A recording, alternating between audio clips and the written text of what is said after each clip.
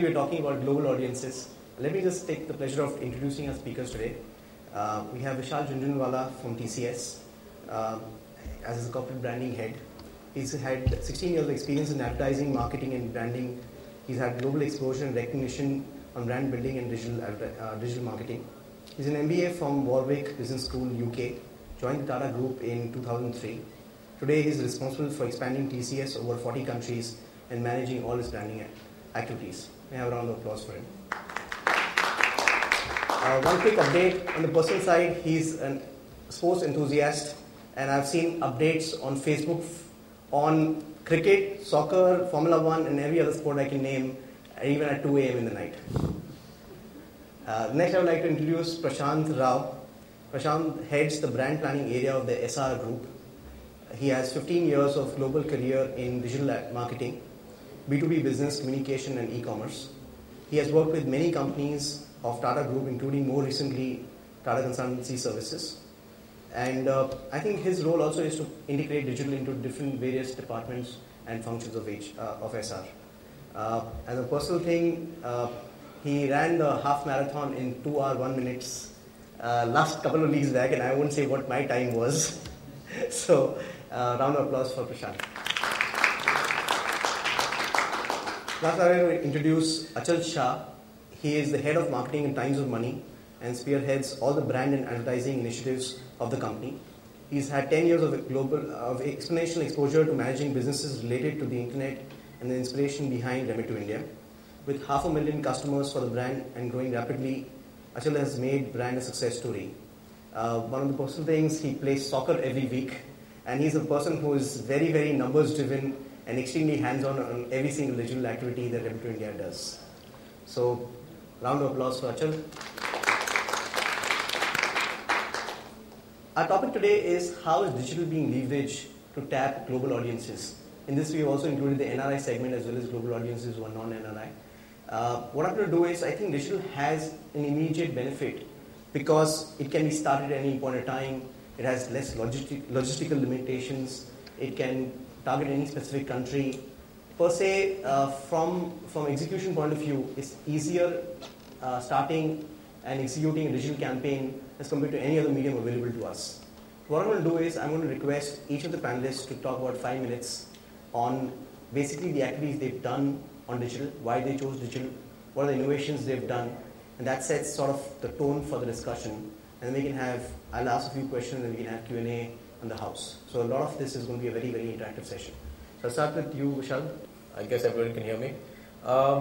At Tata Consultancy Services, to put it in perspective, we didn't really do any brand building for the first 37 years of our existence because our model was typical to the other Indian IT companies and business was coming in for obvious economic reasons for customers abroad. 92% of our business is outside of the country, outside of India. So it makes immense sense for us to target global audiences, and majority of them are in the US and the UK, where obviously digital has matured to a far greater level than in the rest of the world. We started our digital experiment, as I call it, because we really didn't know what we were getting into about 3.5 years ago, almost 4 years ago now actually. We ran a digital campaign and to launch a new brand promise that we had launched, and the first experiment was spray and pray. Let's just put out banner ads and let's see what happens, and let's just drive traffic to our website because the website had the new brand promise and this is what we wanted to talk about.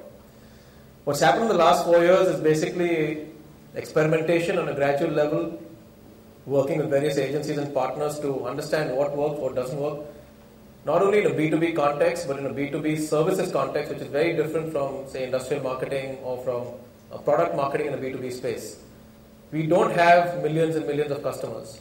We have 5,000 customers at best. Now, to target 5,000 customers, yes, I can try and put an ad in a lot of the leading international daily publications, but then I have to shout or I have to share or try and get a share of voice from the other international players who outspend me about 20-1. I did an analysis of Business Week, Forbes and stuff like that and saw how many pages Accenture and IBM were taking compared to how many pages we were taking. And it was just so pitiful that I felt that me and my boss both felt that this is just not working. So we said, okay, let's rethink our strategy, and we said, let's look at areas where our clients work, our clients live, our clients breathe, and our clients operate. And over the last 4 years, everyone knows how mobility has increased, how the internet has taken new shape. There are new platforms, like he's got a Galaxy tab out here. Checking his email, do you mind? But anyway. So obviously the medium is changing, then brands also have to change with that. And a lot of our clients understand the technology space because our core audience are technologists. And obviously we address the C-suite obviously because the business value that we bring is to their bottom line. So we said, okay, let's then graduate from just simple banner ads to banner ads that made a difference. And the made a difference was, let's give them something that they can read about. So we then graduated to obviously white papers, case studies, and we found that had a better traction. Obviously the bounce rate in a B2B technology site is very high because we don't change our content, forget every day or every week, we don't change it every month because there's nothing so dramatically different. Plus, we are bound by confidentiality agreements with clients. We can't really announce all the deals that we do, all the work that we do. So unless we have great content, we can't really push that out in the market. So content actually is a separate topic because that's a pain point for most of us in getting the content that people would like to read and would like to update regularly.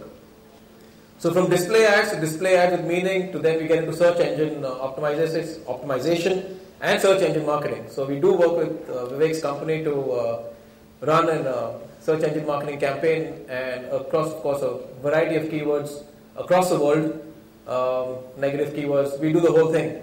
And from that we've got into video ads. So we've kind of expanded the portfolio slowly. We haven't gone in by saying that let's just look at digital medium and let's do everything at the same time. But we've gone in a rather, what I like to consider systematic and sometimes a hit and miss. It's an experiment and we're willing to take that investment as an experiment. If it doesn't work, fair enough, but at least we know that we've tried and we kind of moved on from that way. The way we work is that we don't have a very big team in terms of the brand team. There are about just 3 people, of which we have no core digital marketing person. So we rely on our agencies and our partners to actually give us that domain knowledge. So I may not know a lot about everything, but I know enough to say that, okay, this is going to work and this is not going to work. Creativity is also a very important aspect for me.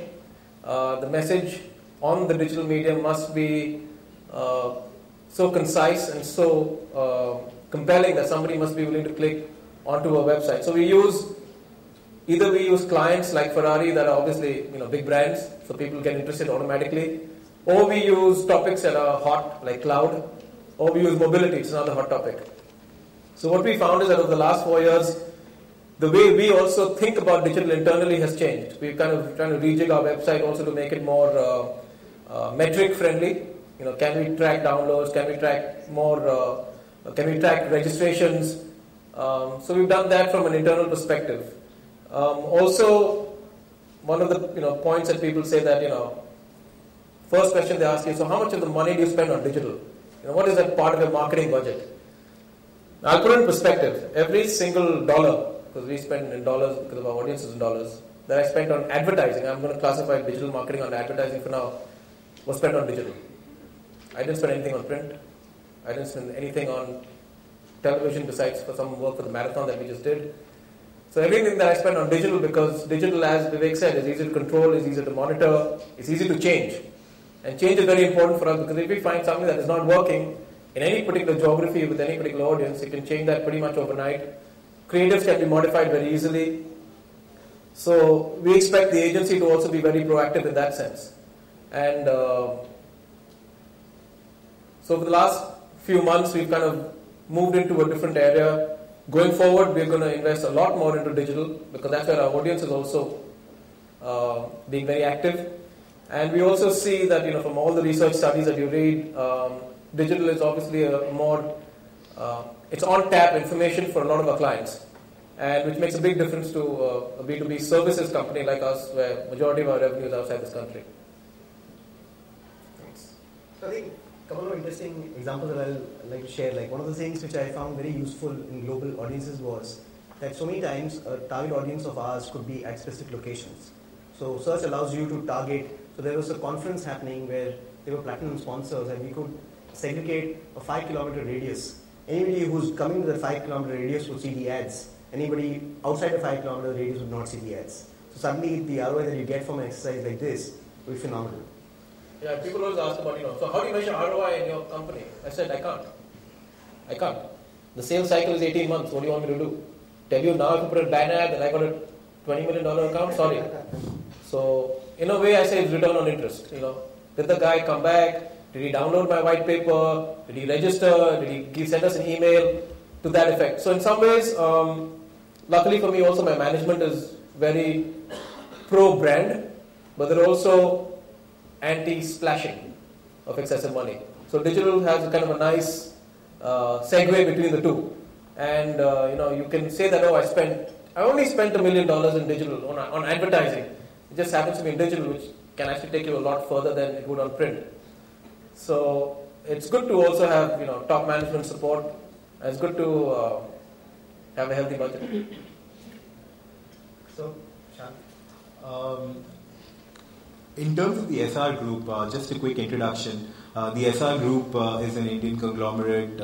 It's got around $15 billion in revenue, 70,000 people across the world. We are present across 7 different industry verticals, starting from your core sector economy, industries like steel, oil, etc., to new age ones like telecommunications. The Essar Group has embarked on a global trajectory almost 5 or 6 years ago. And as things happen when these journeys start, there was a new identity which was unveiled around 3 years ago. There was a new brand positioning, etc., which was defined. Digital is a part of that journey, and we embarked on our digital journey less than a year ago, actually a little more than a year ago. And it's been very interesting. So to kind of bucket our digital initiatives into 2 broad areas. One is this kind of campaigns that we run, and I'll talk a little more about that. And the other is our YouTube channel. In terms of the campaigns, the basic objective of the campaigns that we've run, I think we've done around 7 or 8 in the past year, has largely been to engage and generate awareness with the financial audiences globally. So one of the examples is last year Essar Energy, which is a conglomeration of our power and oil and gas business, listed at the London Stock Exchange. It raised around $2 billion in spring of last year. What we did was, before the silence period, we did a little awareness campaign with the financial community in New York, London, Singapore and Hong Kong, talking about the size, scale and diversity of the Essar Group, so that people know, who we are, how big we are and stuff like that. The other example is, we are, in fact, just on Monday, we're launching a campaign for Davos. Davos, as we all know, is the entire world's financial community's attention is going to be focused on this sleepy little Swiss village, the last 4 days of January. And 2 of our promoters are going to be speaking in various panels at Davos. So we use that opportunity to, again, generate awareness about the group amongst these financial audiences. What we do is obviously start with the content, generate relevant content to the audience, host it on our site, and then use, optimize it, search engine optimize it, etc. But then use a mix of SEM and display advertising in the .coms of the leading global publications, business publications like a Bloomberg, a FT, a Reuters, etc. So that's one bucket of activities. The other bucket is our YouTube channel. The primary objective of our YouTube channel is, to generate awareness and build perception amongst our potential recruits, both in India as well as globally. We launched it, I think, close to 4 months ago.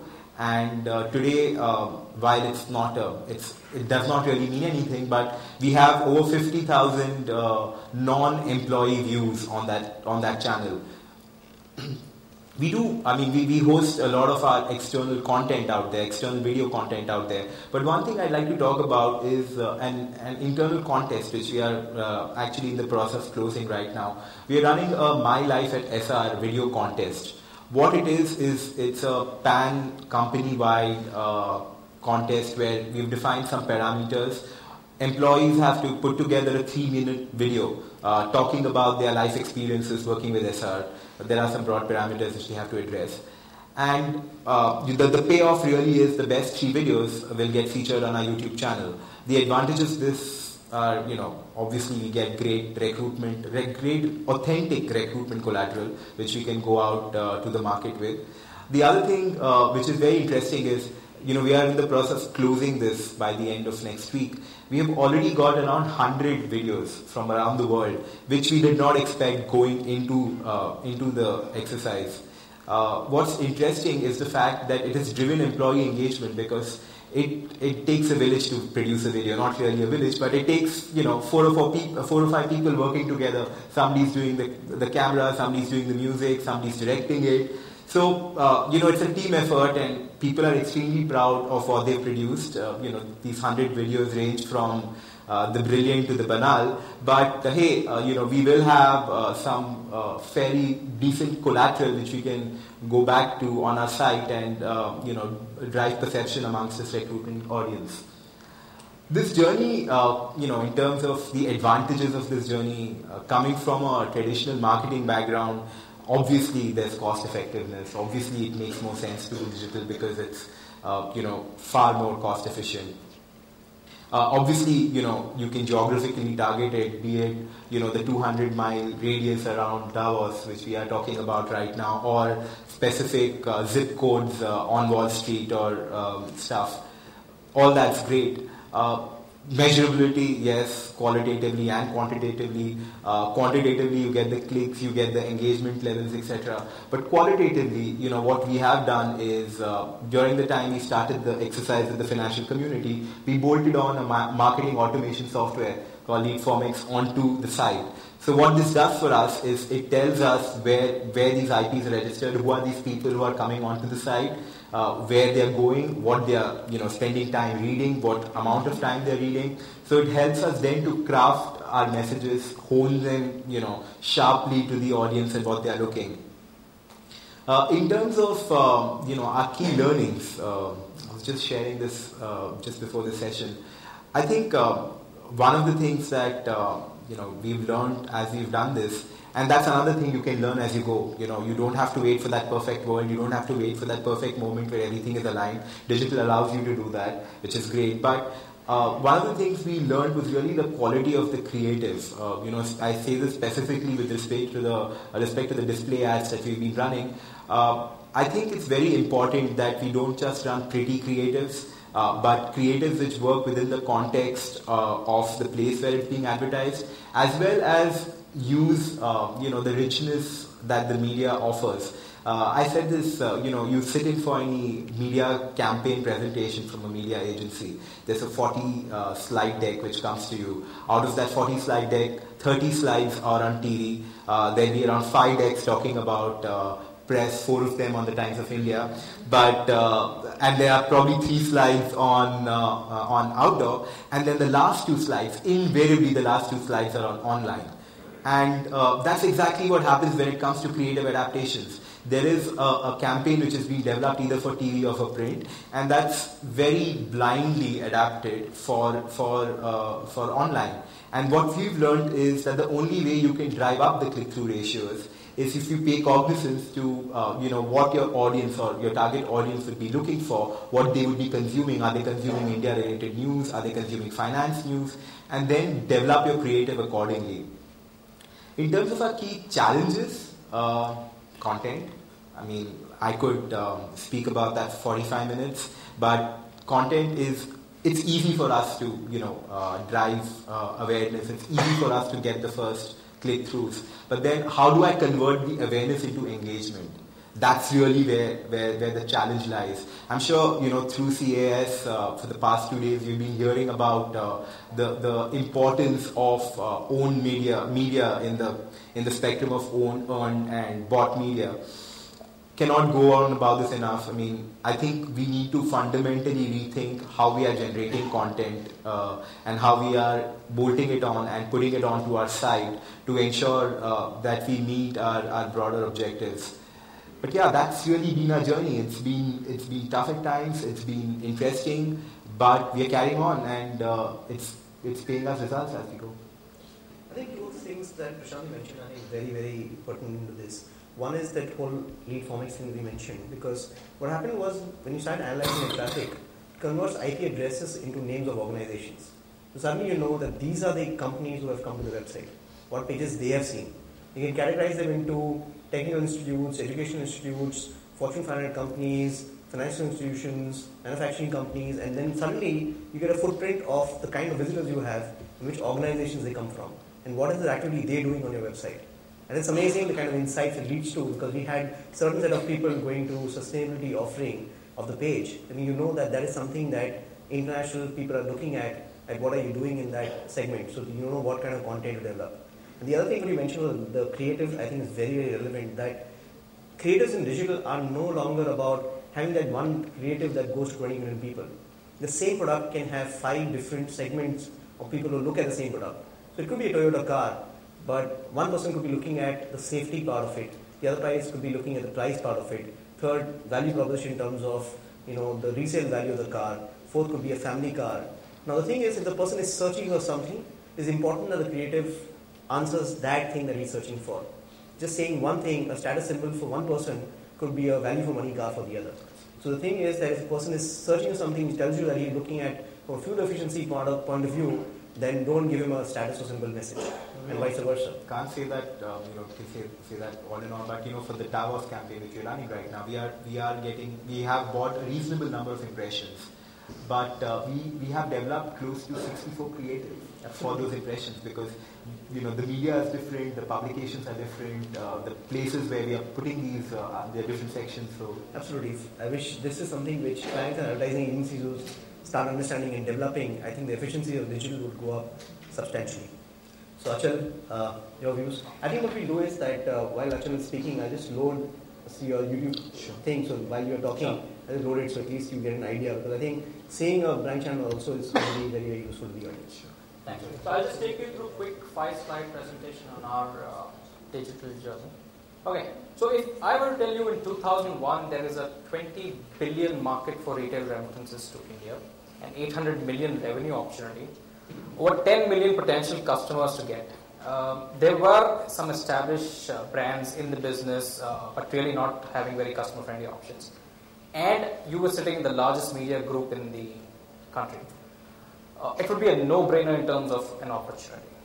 But the reality was different. It was a huge challenge. We were talking to customers who were spread out all across the world. We were competing with a brand and a service that had 100,000 physical outlets across the world. It was obviously impossible for us to set up such a network, both in terms of time and cost that it would take. And the dynamic nature of the business also required that there was huge investment in technology to be able to match up to something like this.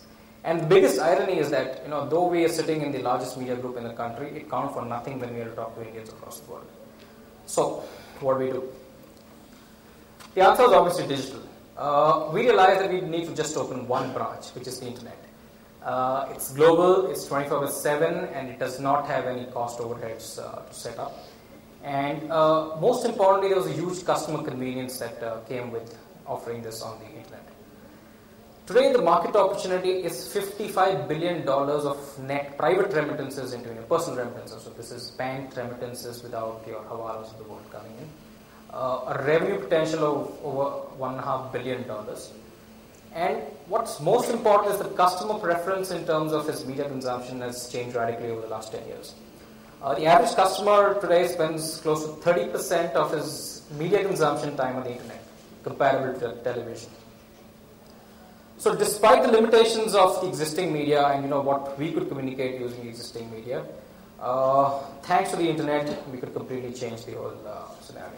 So what digital gave us? It gave us targeted audiences, hence there was no spillage. So imagine we're trying to target NRI in the Bay Area in California, and if I had to do a print ad in the San Jose Mercury News, it would cost me a bomb, and plus 99% of the people wouldn't be my relevant audience. It gave me the global reach. I didn't require any branch, which I mentioned earlier. Contextual. I think you were just talking about the Toyota example. Each consumer has a different kind of requirement. And if I were to push my service down his throat when he's coming to look at some cricket score or Bollywood news, I know that he's not going to use it. But if I catch him at the time when he's actually looking for sending money or anything related to money transfers, I know that I get a much better customer. Interactive. I don't have the opportunity to physically meet the customer. Obviously, there's no branch; he's all over the world. So the interactive nature of the medium allowed me to, have different treatment for different sets of customers and make them comfortable with the medium so that they could transact online.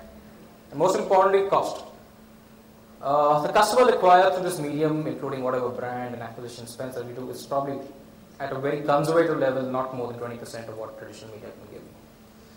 I'm sure a lot of us would have the same concerns, and we would have heard of these, that digital is not good enough for branding, you can't get scale, etc. But I think we firmly believe that if there's so much innovation that you can do with this medium that you can override all of these challenges. So one illustration that I'll take you through is that everyone knows about IPL. It's a self-marketed property. You don't need to sell it to the consumer. IPL in 2010 was available on YouTube to all audiences except the NRI in the US for some reason. We got to know that we had a huge problem in terms of a branding presence. We had very few television channels that actually reached out to the Indian, and the viewership in that is even lower. We can't even talk of print because it was virtually non-existent. So when Vivek came up with this opportunity saying that IPL is now going to be available to the US NRI on YouTube, we jumped at it. I think most importantly, we set our expectations correctly. Most of us would have thought of X lakh spend on something on digital as how many clicks do you get, how many customers do you get. But we saw it as a huge branding opportunity to capture a captive audience and reach out to the target market, which is the decision maker for us. And I think most importantly, what it did for us is that we could position a brand saying that we are the ones who brought the IPL to the US NRI who couldn't see it otherwise live. So just to give you a preview of how it looked, I'm sure the people at DLF wouldn't be too happy seeing that at probably 1% of what they've spent, we've got a similar looking branding for the NRI in the US. But this is what it did for us. Actually, it looks as if the brand is imprinted on the ground. Yeah, so I hope there's no one from DLF or any of the agencies. Yeah. So just to summarize where digital got us, today we're the single largest online remittance player, not just in India but across the world. More specifically on digital, search marketing, the activities that we do with Communicate to, is a single largest source of acquiring customers. 100% of our customers acquired online. So, while we talk about 5% spend going to digital and 3%, and the last two slides of the agency presentation talking about digital, for us it's completely reverse. Okay. Content, SEO is something which we're building upon in terms of offsite content, how do we get traffic and stuff like that. We've also done a video, we obviously have a brand channel on YouTube, and we've done testimonials of customers on YouTube, which is very viable in terms of what the customer gets to see. And like I said, unlike most of the brands in the country, 95% of our marketing spends are digital. The biggest challenge for us is how do we make that 95% to 195%. How do we grow the digital piece? So that's our story.